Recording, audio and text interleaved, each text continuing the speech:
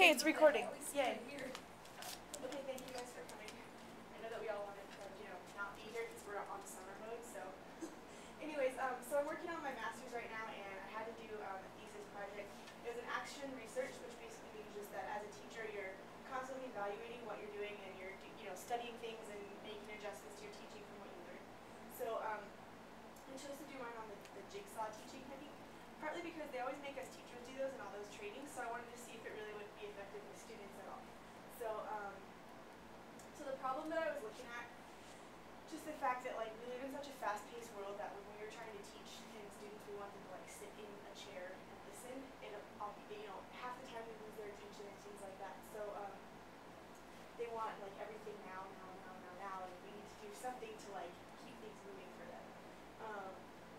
I also looked at intrinsic versus extrinsic motivation, just the fact of getting good grades versus actually wanting to do well, and which one would motivate students more. And obviously we really want to get them to where they have intrinsic motivation to do things well for themselves, but a lot of times with students we're dealing with the extrinsic, they need discipline, or they need the grades, or they need whatever to keep them going. So basically what I'm looking at is that traditional teaching, sit in a chair and listen, is not really enough to keep students motivated. So I'm looking for other things that will help with that. So the purpose of my study basically was I asked two questions. The first main one was how will the technique of the Jigsaw affect the motivation? And then the second one was how will it affect learning? Because obviously we want them to be motivated, but we can't sacrifice the learning in the process. So that's kind of where I was going with the study. The plan that I put into place was basically I was going to teach two different social studies units. One of them I would do with our traditional way, worksheets, notes, listening, discussing, things like that. And then the second unit was taught with the Jigsaw, which if you're not quite familiar with that, I'll explain it in just a second. But basically it's where students get to work in groups and the teacher's more of a facilitator in the lesson. So that was okay. So the Jigsaw itself, I actually took a quote from the guy that created it. It's a specific type of group learning experience that requires everyone's cooperative effort to produce the final result. Basically, so if one kid decides to slack off, the other kids actually kind of pay the penalty for that as well. So it's kind of like the idea of a jigsaw puzzle, which is obviously where it comes from. Each student's part is essential for the production and full understanding of the final product for all of the students. If each student's part is essential, then each student is essential. So that was kind of the quote that I felt from the creator that kind of put it into perspective for me. Giving each kid a part to make them feel needed and essential in the whole learning process. Okay, so students in the Jigsaw, they're placed into a home group, which basically I was really strategic about how I did that. Their home groups, I made sure that they were with a variety of students. I really hand-picked which one was going to go where with which group, so that I could have a really big handle on that. And then each kid in the home group is assigned a different part of the text that they're going to go over. After that, students meet with students from the other groups, the other home groups, that all were assigned their same text. So we call that an expert group. So basically, once you've read through your material within your home group, you go and you meet with other students that were assigned the same text. So we call that the expert, because they're supposed to become experts. They, as an expert group, decide on the key ideas of their section, and then they have to bring back basically teaching points to their home group. So then they are responsible for teaching that little section of material to their home group.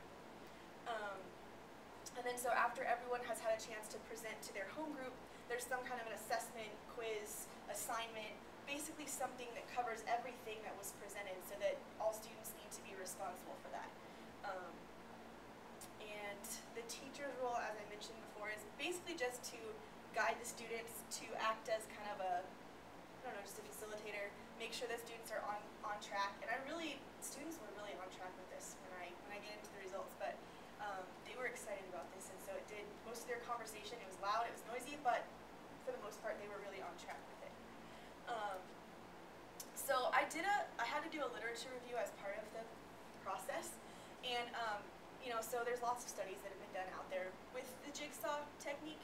Most of them saw it as pretty much a positive thing. It gets students excited, those kind of things. There were some increases in motivation that I found, nothing super substantial, but just the fact that it got kids, motivated a little bit was good. Most of them saw a learning, but the thing that kind of surprised me was we did see kind of an increase in the intensity, like the depth of what they were doing. They were themselves going deeper than just the surface. Some of the studies didn't really note any increases in anything, that it just kind of stayed the same, but I didn't find any studies that it was like a negative thing, where things went down or it was a dramatic like loss in learning or motivation or anything. So that's kind of the results of what I read before my study. So when I did my study, I had 48 students that were in my 2 different classes. You guys know a little bit about what I teach, but my first class was 16 kids that were support level. So that basically just means that they, need extra help in language arts. They're at like far below basic or, below basic. My other class was 32 benchmark level ELA students. There was a few students in each class that I didn't get the permission from their parents for them to be involved. So these are the 48 students that I had permission to use in my study. And I did have to get approval from the district and the school, and I had to get informed consent from the parents. It was interesting to me, our district said that I could do it as long as none of our school district information was published with my results. So basically I had to put like, middle school X and, city B or whatever. So I couldn't name anything, which was interesting to me. I didn't really think anyone would care, but they did apparently. So, alright, so the intervention that I did, I already mentioned a little bit of it to you. The unit that we were studying was right before spring break, which I think affected a little bit because, kids are crazy right before spring break. But we were studying Alexander the Great, which they were interested in, so that helped.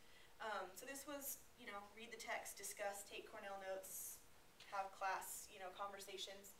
And then the second unit was the week after spring break, which again, this week we were on benchmark schedule, and then this week we were on the Common Core math pilot schedule. So neither one of them was really a normal week, which may have affected it. I'm not sure. And we were studying the spread of Greek culture in that one. So this one we used the Jigsaw with that, with the home groups and the expert groups and that kind of stuff. I used 3 different ways to get my data. I looked at their quiz scores at the end of the unit. I gave them a survey that was just like, did you feel needed today? Scale of 1 to 5. Did you feel like you learned something new? So there was, I think, 6 questions, and then there was 1 open-ended discussion question at the end. And I'll put that up in just a second for you to look at. Then I also did a reflective journal, just notes of what I was seeing, what I was experiencing, thoughts on, hey, maybe this would work better next time. So basically I had 3 ways to get my data for those 2 questions that I was trying to figure out. This is basically what my survey was. So did they feel important, needed, learned something new? Did they feel they participated, had fun? Did time go quickly? And then they could put at the end what their favorite part of the week was. So it was just really simple and quick, and I had them do that when they finished their quiz at the end of the unit. And then I compiled that, which I'll get to here in a second. So what I found when I did this study was from the results of my survey, this is class 1. So I just basically have the survey from the end of the first unit is blue, and then the survey from the end of the second unit is red, and this is an average of the whole class put together. So, I mean, basically what you can see when you note from this, there wasn't like significant gains anywhere. There was a tiny drop with this class on feeling needed. They went up in most places, but it was interesting to me that the feeling of learning something new went down with the Jigsaw. Just a lot of them, I think partly was that it was new to them, and some of them felt like they didn't quite know what was going on yet, but when we look at the second class, class B, it's basically the same finding for the survey. So again, pretty much with this class, they went up at least slightly everywhere, except again here, with learning something new, they all felt slightly like that went down a little bit, which, I don't know, I didn't really expect that. I kind of thought that with them doing all the learning themselves, they would feel like they were getting more into it, but I think part of that was because they were only really getting depth in one part of it, that some of them felt like they were losing things in other places, that their classmates weren't really teaching them in as much depth as they could have. And then when I looked at their quiz scores, that actually kind of backed up the whole learning thing. So when I look at class A, remember this was the lower level students that were support. The class average, I don't know if I put the class average up here, but I mean just again, the blue is, the first quiz, the purple is the second. And there were 1 or 2 students that that didn't ever make up a quiz, were absent and never made it up, which is kind of the case, part of what I run into with support kids anyways. But, and there were some that did go up on the second one, so that's not to say that nobody went up, but that actually, it kind of surprised me because it wasn't really what I was expecting to see. Building A. So I think the class average on the first quiz was like 6.8, and on the second one was like 6.1. So the average on both actually was not even at a 70% for either of those quizzes. For my second class, it was almost, the class averages were almost equal between the two. I think it was like 7 point. I think it went down by like a tenth or like 1/10 of a percent or something like that. But again, the looks, I mean, a lot of them went up. There were a lot that did go up, but then there were a few that went down a little. There were some that stayed fairly even. But it was just interesting to me that even though the quiz results showed that there was kind of a influx of some went up, some went down, some stayed the same, that across the board there was a feeling of I didn't quite learn as much new things with this unit. So that kind of surprised me. Wasn't, again, what I was expecting. Here's where I showed the class averages. I knew I put that in there somewhere. So basically, I mean, just looking at it, the blue is class A, so on both of the quizzes they scored lower, which is kind of what you expect from a support class. But they went from a 6.8 down to a 6.1 in the second, so a 68% to a 61%. And then class B went from a 7.7 to a 7.6. So I mean, they were basically right there at that proficient level, you know, around 75% on both, but just interesting again that they felt they didn't necessarily learn as much. So basically reflections, what am I taking away from this?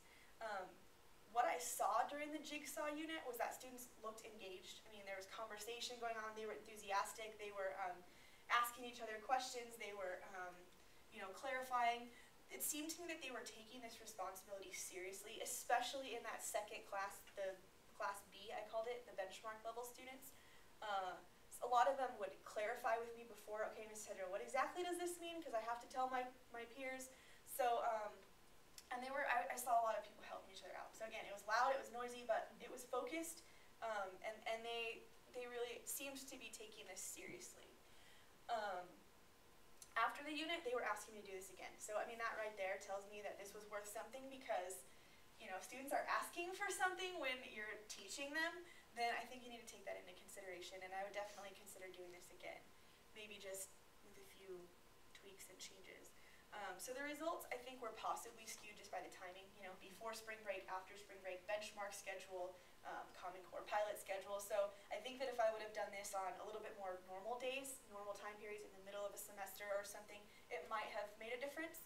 And I think also just the content, the material that you're looking at obviously plays a part. Making sure that, you know, you don't give them too broad of a spectrum of information, making sure maybe that there's some key teaching points that they have to go along with. So if I were to do this again, I would obviously be constantly changing what I was doing and working with it, but I think that it was something worth doing. So the conclusions that I had after I was done, just a refresher, I was looking first at how it would affect student motivation, and then secondly at how it would affect their learning. So here's what I came to the conclusion of. The Jigsaw has potential to influence both motivation and learning in a positive way. Although it didn't show a huge increase in quiz scores, I think that students were learning in a different way than they were used to, and that obviously is going to play a part. I think that with increased practice at this type of teaching, the Jigsaw technique, that evidence of increased learning would go up. So I think that for a first time, it was a good run. I think that if this is something that we did constantly in class, students would get used to it, just like they do with taking notes or anything else, and that you would see that learning curve go up. So obviously that's just kind of my opinion. I would recommend that this technique be used more than once, that, you know, it become a regular classroom procedure, that would increase things, that you would have a plan to deal with absent students, because that was one thing that I did. I mean, I thought about it beforehand, but when students are absent during that, it's always just hard because they're responsible for teaching something, and then if their classmates aren't there, they didn't get the expert discussion or things like that. So I did have one student absent when they were supposed to be presenting to their group, so I just combined two groups during that part of the presentation and had the student from another group present to them. But it also leaves, you know, if a student's absent when everyone else is presenting, they're missing out on getting all that information. So it's hard to have that, especially if you have a class where there's absence problems all the time. So there would just have to be some kind of a plan, some way to make that up for students, or, you know, have something where they could, you know, get the material. Definitely have to set clear expectations and outcomes, because if it's not clear, then, you know, especially with junior hires, it's out of control real fast. And I would recommend that you also could change it up a little bit, and just basically, when you put students into those groups, have that be an expert group, and then each expert group can present to the whole class. And I actually tried that with my students later after I'd finished this study, and it seemed to go pretty well. The students were, I think, they were more nervous, obviously, having to present in front of the class. But again, if that's something where you made it a, you know, a standard classroom procedure, then they would, I think, get used to that. And it's good to have them step up, and it's good to change things, I think, also.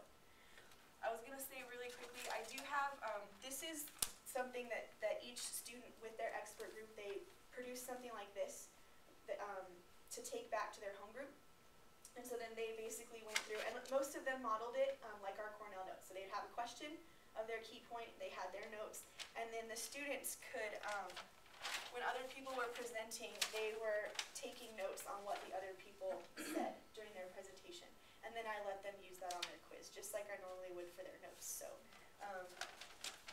you know, it was a good first run, but it definitely had some kinks to be worked out.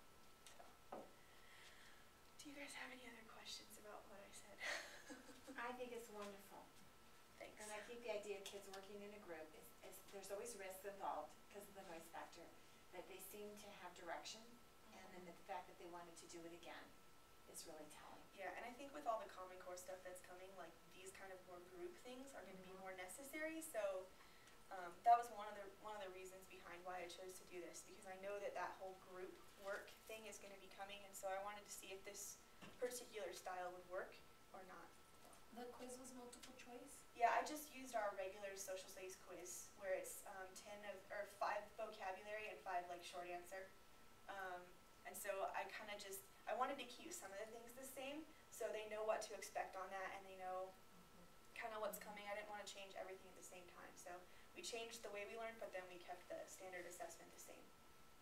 I think it's interesting that like they didn't think that they learned something new. I think that they might just not be super confident in themselves that they actually can learn something new when they're the teachers. Yeah. I think that they're so accustomed to, oh, the teacher's talking, I take my notes, and oh, I learned something, but then they don't realize that I can actually take the material and teach other students, and I can learn new material from other students. I think that might have a, you know, if they got more used to it and the procedures were in place, and then, oh, I am learning something new from my, you know, fellow classmates, rather than, oh, it has to be the teacher. Oh, now I understand. Yeah, You know? and actually, learning something new, like when your parents go, what'd you learn new? And then the kids go like nothing. Yeah. But did they retain it? Because having to teach it and having that different relationship helps them retain it a little longer, which could probably help them farther on down for the They may not realize it at that point, test, but what I know for me, when I have to verbally explain something, it helps me understand it more clearly myself.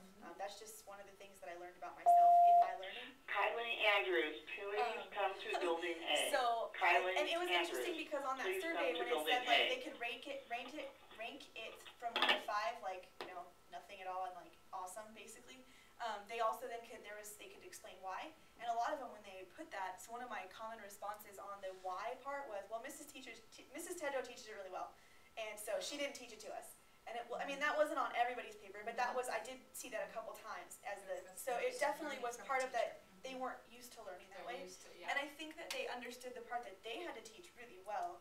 But I don't know if they even equated that with, I learned something new today because I didn't learn everything very well today. And so I think that was part of their kind of. So for one of us trying this technique, would it help if we used like the one guided reading sheet where it has the questions that they have to fill in, like the entire answer, they have to go in and find it, and that follows along with the book. Like you can teach from that as a study guide, and that's what I use for Stir the Soup, not the other ones. But then would that help with the, Yeah, I think so. it makes it easier for me probably to organize this- that work's already done.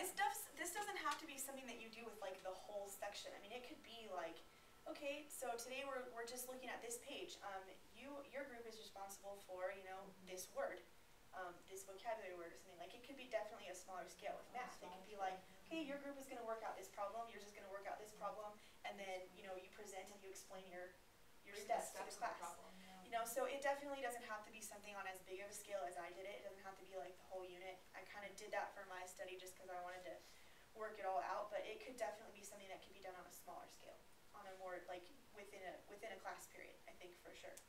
So I think that worksheet would work well with it because it gives them a clear question that they need to answer. They can find it, and then they can work out how to explain it. Here's what I found. Here's where I found it. You know, it kind of gives them steps. So I think that would be really good. Cool. That was good. Okay. Well then. Thank you guys for coming and letting me present, and have a good summer, and I'll miss you guys. I'll see you in the fall. Yay. So, if you want a copy of this too, ever, I can send it to you. I'll save it. Super cool. Anyways, thank I'll you have guys. copies. Enjoy your lunches. It's to be a good student.